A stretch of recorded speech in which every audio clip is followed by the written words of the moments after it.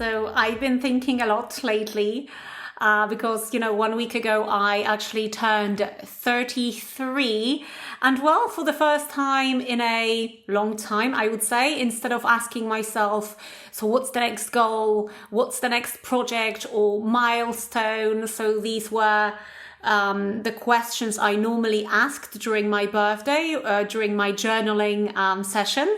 But yeah, this time I just found myself asking what life has actually taught me so far. So what are my lessons learned, so to speak? Because I think very often we're all very good at looking ahead, constantly chasing something, but we seldom actually, look back and appreciate how much we've already learned along the way. And I think the biggest lessons in life don't just come from books we've read, although I've learned a great deal from the books I've read and the podcasts I've listened to. I just love listening to podcasts and reading books. But still, I guess my biggest lessons and takeaways just come from my own experiences, or perhaps the mistakes even I've made. Or the difficult seasons, some kind of missed opportunities, the moments that we would, happily erase if we could. Erase meaning wymazać. So today's episode is going to be slightly different. I'm not going to teach you business English today. There won't be any grammar structures or vocabulary exercises today.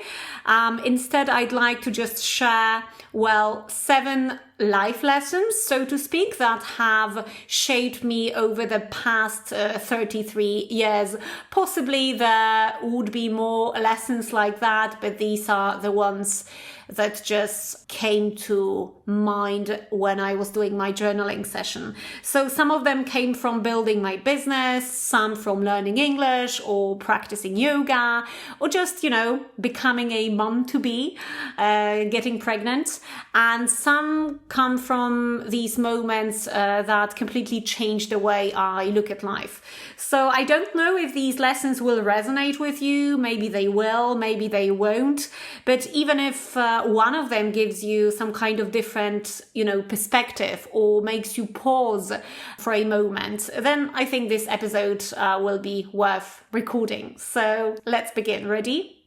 Okay, so lesson number 1, every result comes with a price. Every result comes with a price. And I think one of the biggest lessons I've learned is that very often we admire somebody else's results, or what they have achieved, or the kind of life they've created. For example, on Instagram, right? Very common phenomenon nowadays, zjawisko. But I think we just rarely stop to think about the price, the cost they had to pay to get there. So the sacrifices they made, or the habits they had to build around it to make it happen. And I think most importantly, we seldom ask ourselves whether we would actually be willing to pay that same price. So for example, we say, I'd love to have a successful business, or I'd love to speak fluent English, or I'd love to be fit. But then, comes the more important question, which is, would I also be willing to live the life that created those results? Would I be willing to, work overtime to build that successful business? Or would I be willing to, wake up before work and go to the gym to just be fit? Or perhaps would I be willing to revise vocabulary every single day so that my English is very fluent? Because I guess every result comes with a price. Sometimes it's time, sometimes it's just consistency, or maybe sometimes it's just stepping out of your comfort zone.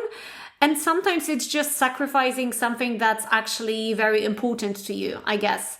And I can give you a personal example here. So this episode is going to be built around my personal, experiences. So I've been running my Instagram account for about 6 years now. And Well, if you know anything about social media, you've probably heard that the algorithm loves creators who are constantly online, posting stories, sharing their everyday private life, being visible all the time. And the more of your daily life you share, then the more your profile usually grows. And now here's the thing. I'm actually quite a private person and I don't really naturally feel like documenting every coffee I drink, every walk I go on, or every little moment of my day. Partly because of my personality, I guess, but I also think yoga has shaped me in this way. It has taught me to be present, to actually, experience the moment instead of just constantly, thinking of recording it. And for a very long time, I felt really guilty about it, I kept comparing myself to these creators who shared every detail of their lives on Instagram. And I kept thinking, okay, maybe that's why they're growing faster than me. Maybe I should be doing the same. But eventually I just asked myself one simple question. Am I actually willing to pay that price? And then my answer was no. I'd rather have slightly lower reach, zasięg, slightly slower growth, but I could stay true to my values and not build my business in a way that simply doesn't feel like me, Because for me, being fully present in this moment in my own life is simply more important than constantly sharing it online. And strangely enough, the moment I actually accepted it, I just stopped feeling guilty. So the conclusion here, based on my personal example, is that maybe the next time you catch yourself thinking, okay, I wish I had what they have, then ask yourself one more question. Would I also want the lifestyle that created those results?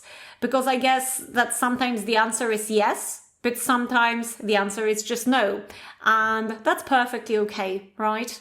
Okay, so let's move on to lesson number 2, which is seek solutions, not excuses. My favorite, seek solutions, not excuses.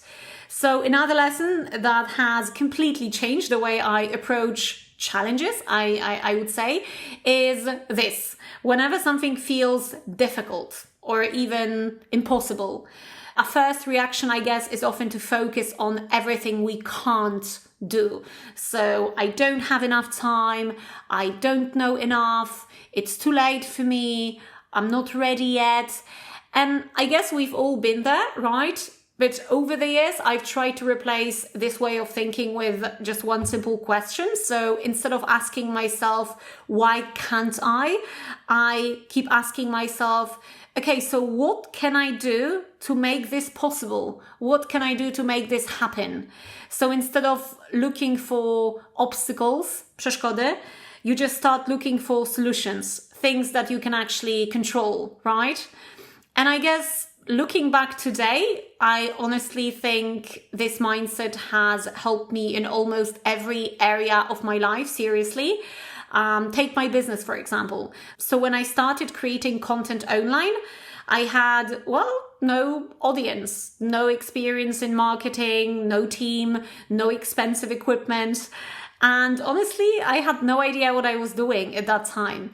So I could have easily told myself, I guess this just isn't for me. I'm not good at it. But instead of that, I kept asking myself, okay, what can I do? What can I actually do?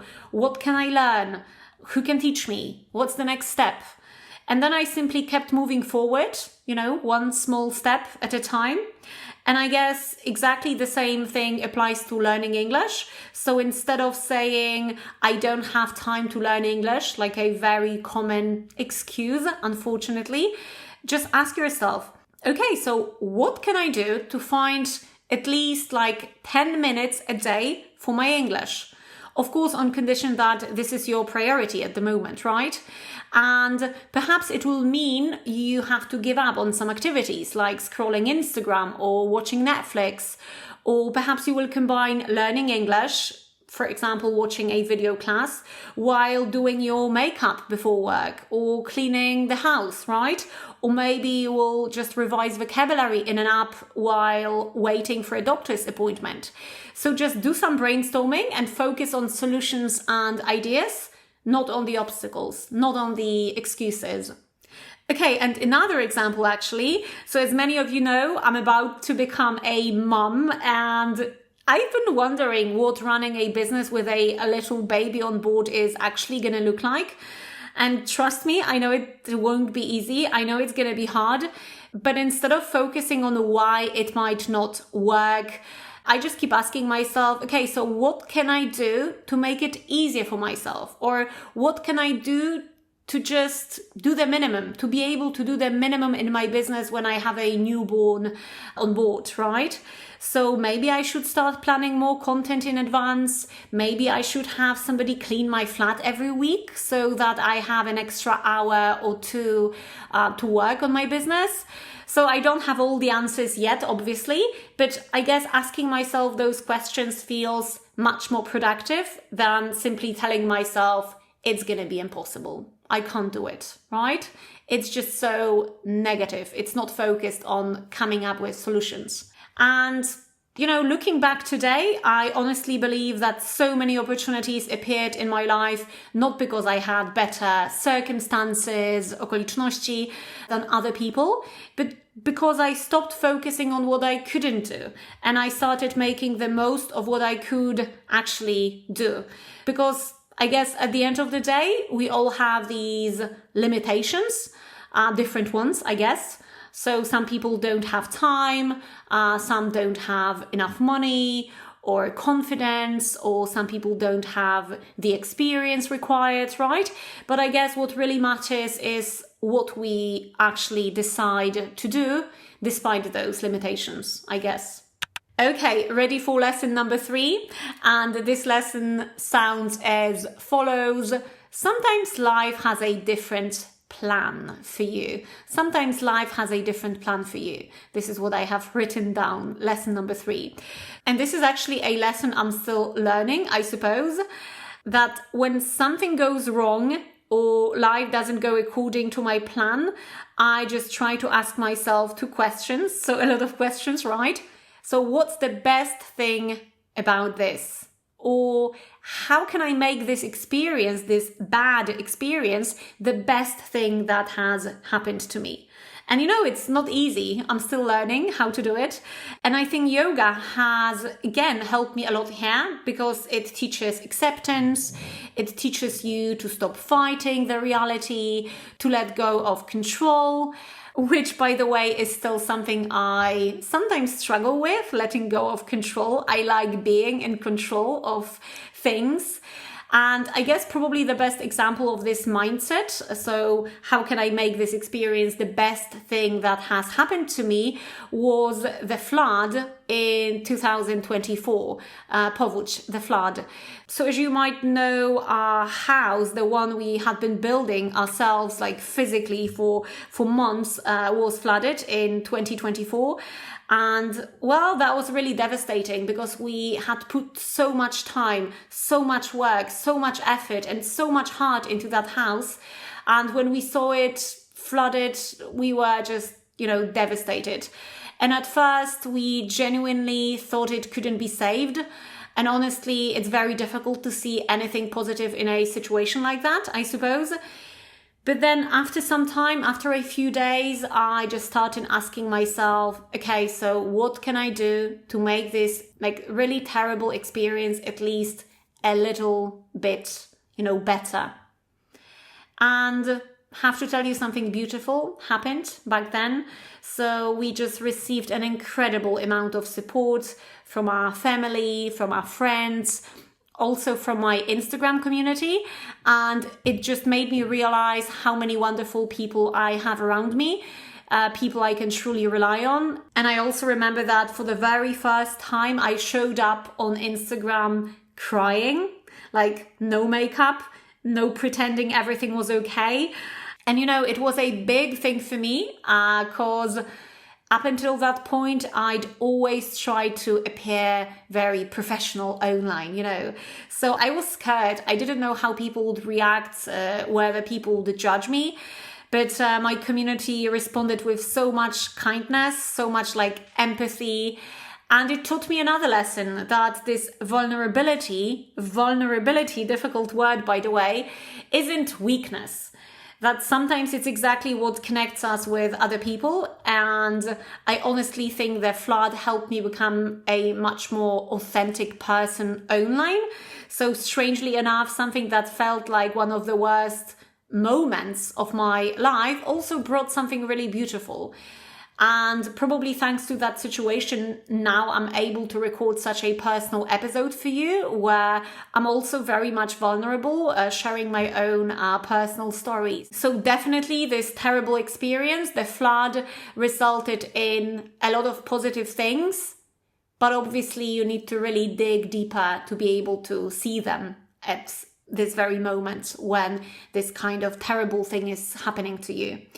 In other examples, so, around 8 years ago, I was diagnosed with many health problems like insulin resistance, insulinooporność, PCOS, zespół policystycznych jajników. And, at that time, I felt really awful. I gained a lot of weight. I had very little energy. And honestly, I thought why is this happening to me?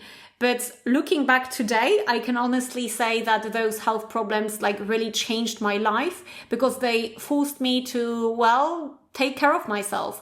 So I started eating differently, learning more about nutrition, odżywianie, taking supplements, prioritizing sleep. And perhaps most importantly, that's when I discovered yoga. And I really believe that if it hadn't been for those health issues, I might never have found something that's become such an important part of my life, such a huge passion in my life, yoga, I mean. So who knows, maybe I wouldn't even be pregnant today if those health problems hadn't been, the wake-up call I needed at that time.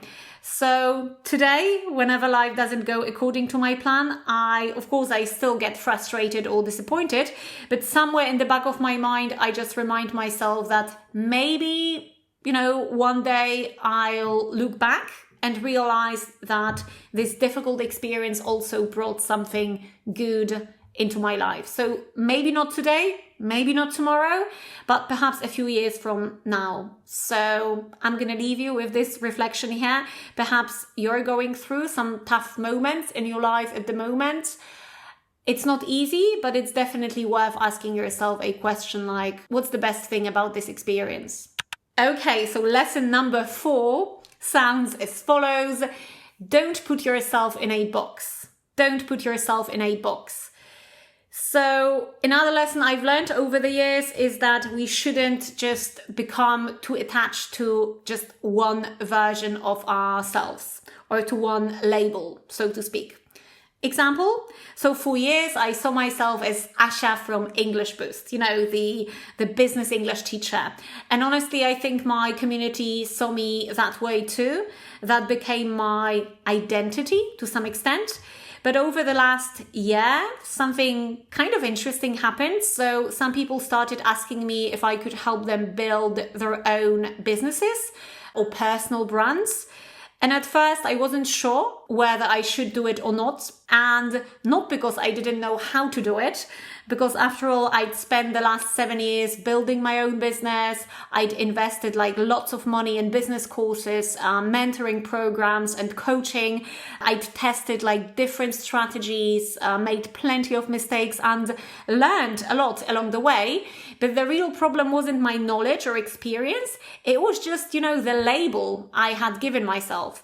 So I kept thinking back then, okay, but what will people think? I'm Asia from English Boost. People come to me to learn English. Who am I to talk about business, to teach other people how to do business? And then, one day I just thought, okay, why am I just putting myself in this box? So I decided to give it a try, to give it a go. I started working with a few people, helping them build their own businesses, create their office, plan their strategy. And, to my surprise, I absolutely loved it. I was just, in my element, w swoim żywiole. And most importantly, my clients were like genuinely, getting the results they wanted. And that's when I actually realized that we simply change, right? Interests change, our skills change, priorities change. So why should our identity stay exactly the same? So of course, don't get me wrong, teaching English is still like my main focus. And I absolutely love it. It's my passion. But I've stopped telling myself that this is the only thing I'm allowed to do like for the rest of my life. Because I don't think we're meant to stay like the same person forever. I think we're supposed to evolve. And sometimes the only thing stopping us from trying something new is just this label we've given ourselves. Okay, lesson number 5, which is very important. Work smarter, not harder. Work smarter, not harder. So this lesson has become especially meaningful over the last year. But actually, I think I've been learning it for much longer. So for years, I really believed that the harder I worked, the better results I would achieve. So I was literally working my ass off to the point where the only thing that could actually stop me was just getting sick, like seriously being sick. And what's interesting is that very often during those periods when I was just working the hardest, putting the most pressure on myself, trying to control everything, just things simply weren't going according to the plan. So projects weren't, as successful as I'd hoped. I felt constantly busy, constantly rushing, being on the run. But there wasn't much joy in it. There wasn't much creativity either. And I think that's because I never gave myself this space to just stop, to just breathe, to just look at what I was doing from a different perspective. And looking back today, I realized that some of my best ideas have never come to me while sitting at my desk, while working hard. They just came during, a walk, when meditating, while traveling, or simply when I finally allowed myself to just slow down. And I've got a perfect example of this. So this perfect example is actually becoming pregnant. So as you might know already, I didn't feel my best during the first trimester of my pregnancy. So naturally, I wasn't able to work the way I used to. I simply didn't have the energy. I didn't have the resources. So instead of trying to do everything, I just started asking myself, okay, so what's the minimum I need to do to just keep the business moving? And I focused only on what was truly important, one thing, right? So I delegated more tasks, I stopped trying to do everything myself. And guess what? My financial results were actually better than before, even though I was probably working like 50% less. So how come, you might ask, right? I guess I finally started working smarter instead of simply working more. I focused on my one thing, on the most important things. So the things that actually moved my business forward. And perhaps most importantly, I just stopped living in this constant rush. I just gave myself this space to think, space to create, to enjoy this process again. And I really think that it made all the difference. So maybe if you're constantly feeling like overwhelmed, constantly busy, running from one task to another, just ask yourself one question. Do I really need to do more? Or do I simply need to do less, but like more consciously, I suppose, wisely? Because I guess sometimes doing less is exactly what allows you to, achieve more, I suppose. Okay, time for lesson number 6. So the last but one. One day you will thank yourself for not giving up. One day you will thank yourself for not giving up. So this lesson might sound a little contradictory to what I said a few minutes ago about working smarter, because, well, yes, today I truly believe that working smarter is more important than simply working harder, but I also believe there are seasons in life when just hard work is simply unavoidable, nieunikniona. So when I was building my business at the beginning, there were periods where when I worked like 12 hours a day or sometimes even more. I worked in the evenings, I worked at weekends, and not because someone forced me to, but because I just had this big vision. I just knew what I was building. And at that stage, there simply wasn't like a shortcut. So I often chose working on a new video course instead of going out, or instead of watching Netflix, or instead of taking another day off to spend with my family. And if I'm completely honest, back then I sometimes wondered whether it was really worth it. There were moments where I just felt exhausted, like dog-tired, when I questioned whether all those evenings and weekends were actually worth, sacrificing.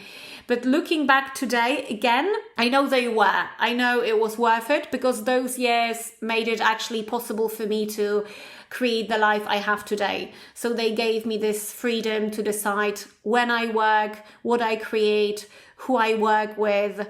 And I guess perhaps the most interesting part is this. Today, I barely remember the hard work itself. So I don't remember every late evening I spent. I don't remember every weekend I spent working. But what I remember is what those years allowed me to build. The freedom, the opportunities, the people I've met, the business I genuinely love. So I guess that's what life does with time. So we stop remembering how hard it was. And I guess we start appreciating what that hard work made possible.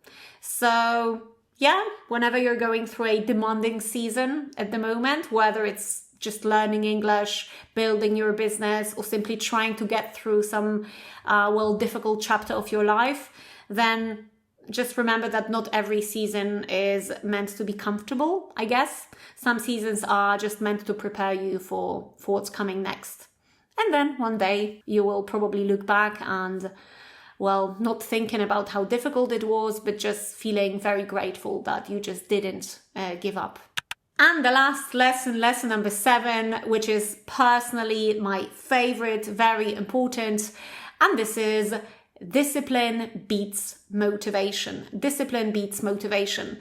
So if you've been following me for a while, you've probably heard me say this before, but I really, really think this is one of the biggest lessons I've learned over the years. And in fact, if someone asked me what the number one habit or mindset shift was that helped me achieve most of the things I'm proud of, then probably my answer would be consistency and discipline. So people very often ask me, okay, Asia, how do you stay motivated? How do you keep your motivation high? And the truth is, I don't. At least not all the time. So there are plenty of days when I just don't feel like recording this podcast, for example, true. Creating content, practicing yoga, or even learning something new myself.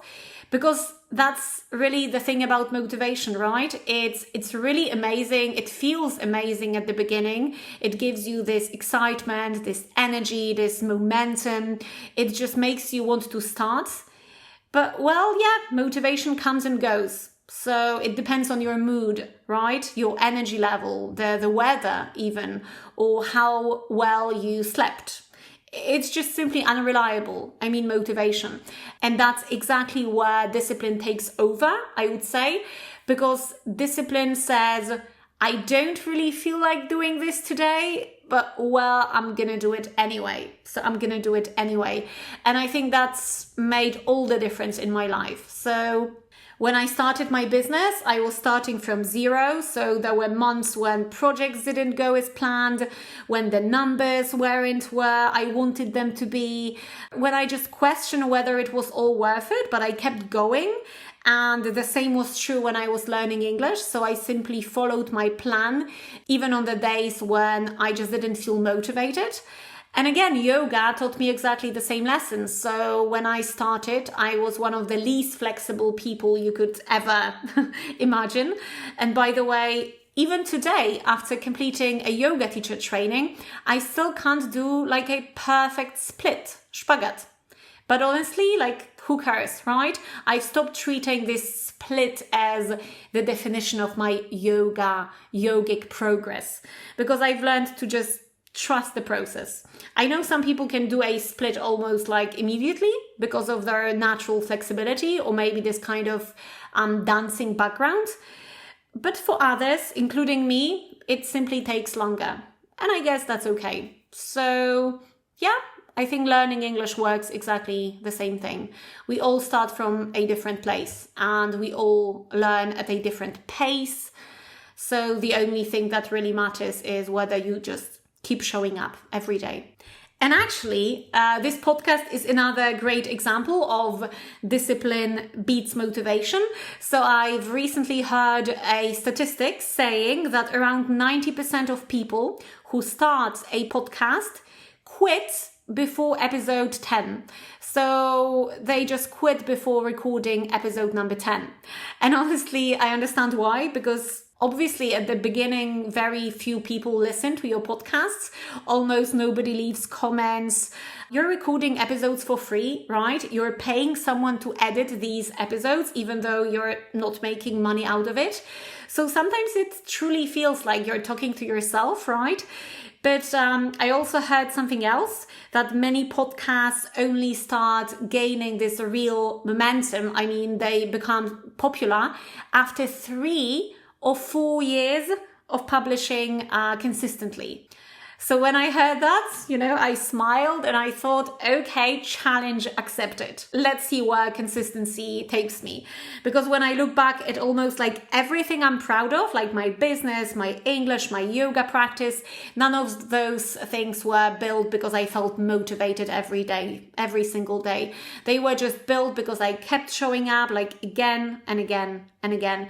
And I think that's something we often underestimate, right? We admire people's results, but we rarely see the hundreds of ordinary days behind them. So the days when nothing exciting really happened, the days when they simply did the work. And maybe that's what success actually looks like. So not one spectacular moment, but just, hundreds of very, very ordinary decisions, I guess, repeated over and over again. So if there is one sentence I'd like to leave you with today, it's this: discipline and consistency will always beat this temporary motivation every single time. So all things considered, as I was preparing this episode, I just realized that, almost none of these lessons came from moments when everything was going great. Most of them came from just situations I wouldn't have chosen, like naturally, from mistakes, this kind of uncertainty, challenges, or moments when life just didn't go according to plan. And maybe that's why I appreciate getting older, because with every year I just collect more evidence that I will probably be okay, even when life surprises me. So if I could go back and just tell my 23-year-old self just one thing, it would probably be this: life doesn't become easier. You just simply become stronger and calmer. And you just stop trying to control everything, and you just stop comparing yourself so much to other people. And then step by step, you're just building this life that actually feels like your own, not someone else's version of success, just your own. So, thank you for listening to this episode till the end. It's been probably the longest episode so far. So thank you for being part of this little community we've built together. And let me know which lesson resonates with you most and whether you want me to record such personal episodes once in a while. And of course, hit subscribe to be up to date with the newest episodes. Cheers.